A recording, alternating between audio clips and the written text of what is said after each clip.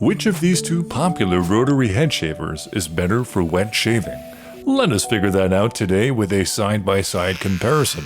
This is how much hair I'm starting with, and now it's time to prime it with some Williams Electric Pre-Shave. Now I've done a few wet shaves with the Pitbull, and I even made a video on it when I did one for the first time.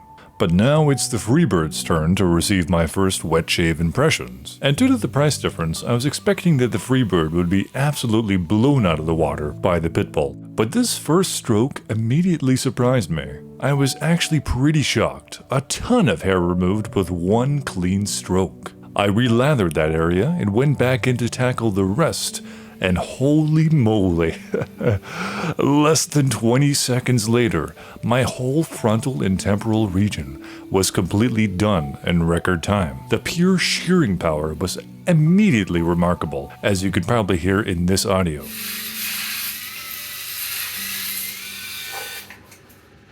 This is actually nuts. This was so quick. Holy moly. And apart from the shearing power, it was at this point that I realized that this Freebird has a far less cushiony feeling when compared to the Pitbull. With the Pitbull, it almost feels like it's not even working because of how well the rotary blades perform this shock absorption function. The Freebird does something similar, but you definitely feel the blade to scalp contact a bit more, which is way more satisfying because you really feel it cutting your hairs aggressively, but it's a bit more harsh on the skin. Wow, okay, so the initial trim down, really quick, almost instant. Really impressed with this. It took a little longer to get some of the nuchal region hairs all the way at the back, but I think I've gotten most of them. Yeah, you definitely got most of them, Kaz. But definitely quite a bit of redness back there. I had to make several passes at that nuchal region, and it doesn't help that my scalp gets very sensitive and bumpy when I don't shave every day. I hadn't shaved in like 3 days at this point. And now for the Pitbull Gold Pro on the left side of my scalp. Just like the Freebird, I took it one pass at a time. And I was shocked that the first initial passes were leaving a lot more behind than the Freebird. It was still fast, and it's a beast of a machine, but its one-pass shearing power was a little worse than the Freebird. And the Pitbull definitely benefits from a more circular motion, and it probably takes about 10 to 15 seconds longer to do the frontal and temporal regions of the hair.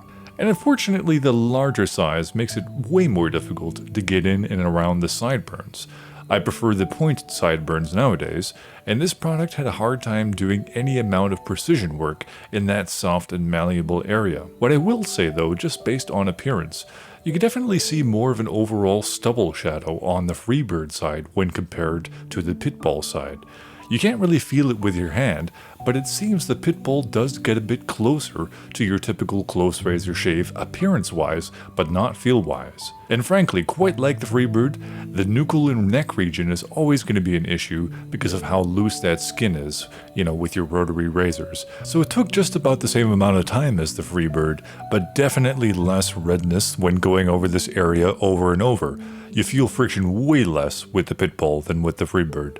And to give yet another upper hand to the Pitbull, this is the cleaning situation for half of the scalp, very manageable and no annoying centerpiece to take out of the device. Compared to the Freebird, which is significantly more clogged, with the centerpiece that is very finicky to take out. You could likely get a full head shave without cleaning out the Freebird, but expect it to lose its performance in a wet shave if you use a lot of shave product.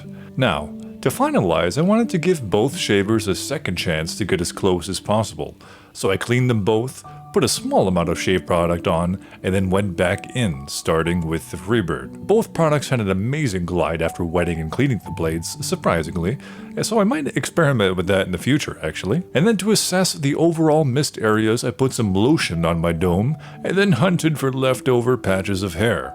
The first patch that stood out to me was actually on the Pitbull side, in the mid-occipital portion of the scalp, and there was also a patch on the vertex of the scalp, a little more on the Pitbull side as well. And as for the Freebird side, there was just a small patch in the lower occipital portion of the scalp, but no other patches to speak of. And after 2 passes, both sides were quite identical appearance-wise. Overall, the Freebird side had less major feelable patches, but more localized irritation, especially in the nuchal region, and a slight stubbly appearance, and it was a bit harder to clean.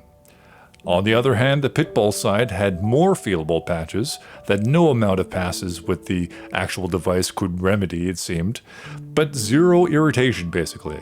Quite literally zero irritation, and an overall less stubbly appearance, a little bit more like what a classic razor shave would look like, and much easier to clean the device.